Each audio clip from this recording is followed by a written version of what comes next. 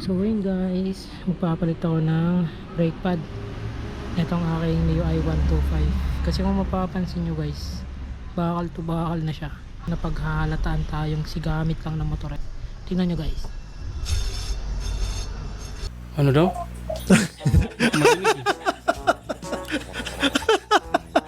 Nagbabaan na rin kasi dito sa Maynila.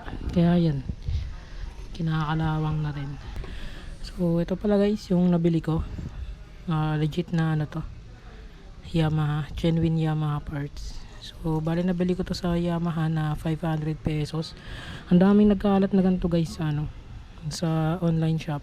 Orange up, blue up, ganyan na 100 plus lang ganyan, which is halatang peke. Presyo pa lang is peke na. So ito is legit guys, 500 pesos from Yamaha. So ito, umpisa na natin guys. So, una kong gagawin is try ko munang baklasin to kung kaya ko matanggal siya, pero kung hindi, baklasin natin yung gulong. So tara guys.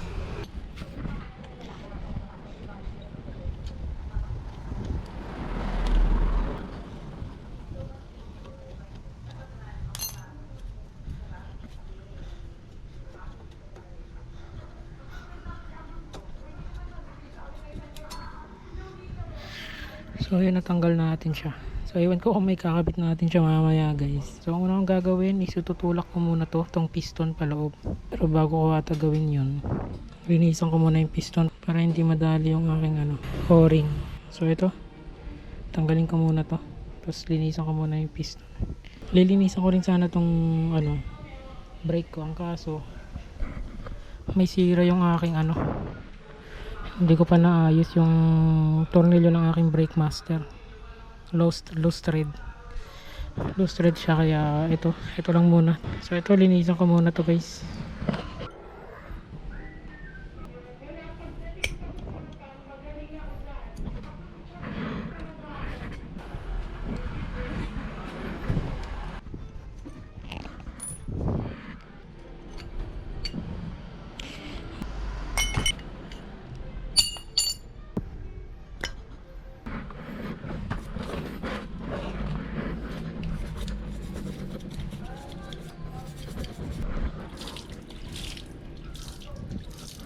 Ayan guys, try ko na siyang itulak. So ayan guys, naitulak ko ng konti. Pero kailangan natin itulak pa kasi makapal yung bagong brake pad. Tulak natin to paloob. So paano ko siya tinulak guys? Ito, ginanyan ko lang. Tapos tulak. Malambot naman. Hindi naman siya mahirap anuin.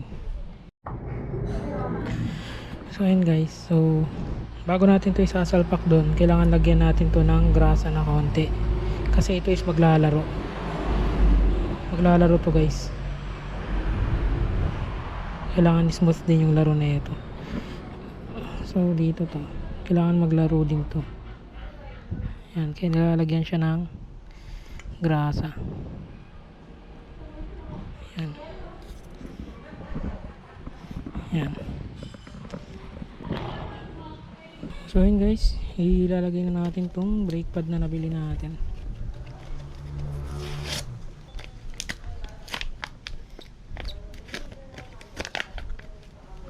So ito kasi is walang butas. Ito is kabilaan yung butas. So ito muna, yung wala munang butas, bali dun siya.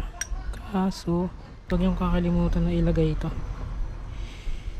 kasi ito yung magsisilbing tagatulak ng ating brake pad para hindi magingay. So ito muna yung walang butas guys. Pasok ko siya dun. Ito naman, ayan.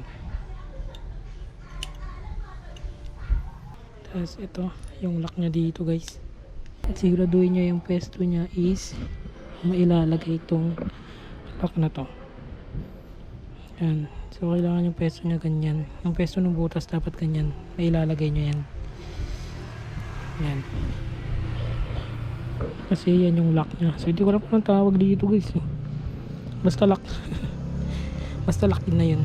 Yan. So try natin kung may sasalpak natin guys. Kasi pag hindi, baklas talaga ng gulong. Yun, pumasok. Buti naman hindi tayo pinahirapan nito. Kasi aftermarket na tong ating disc brake plate, which is malaki. Hindi ko alam kung anong sukat na ito guys. Lagay ko na lang dyan kung ano yung sukat na ito. So malaki siya.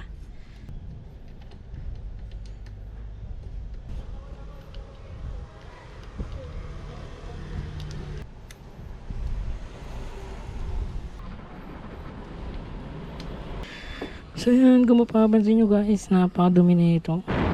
Dahil walang tigil ang ulan dito sa Maynila ngayon.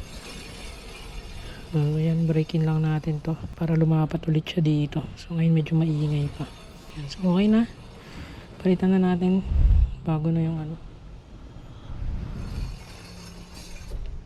Yun. So ganun lang kadali guys, magpalit ng brake pad. Mas madali kung stock yung disc brake plate nyo, kasi hindi kayo mahirapang magtanggal nito dahil malaki to guys. Tumatama tong brake caliper. So ang brake caliper dito sa mags, kaya may time na mahirap siyang hugutin. Yun nga lang, yung mali natin na hindi natin nagawa is linisin tong piston ng ating preno. So yun nga, may sira yung aking brake master dito. So wala pa akong nabibili. So yun yung next kong iipunin. Sasabay ko na rin yung o-ring kasi matagal-tagal na rin yung o-ring na nandito, hindi pa rin siya napapalitan.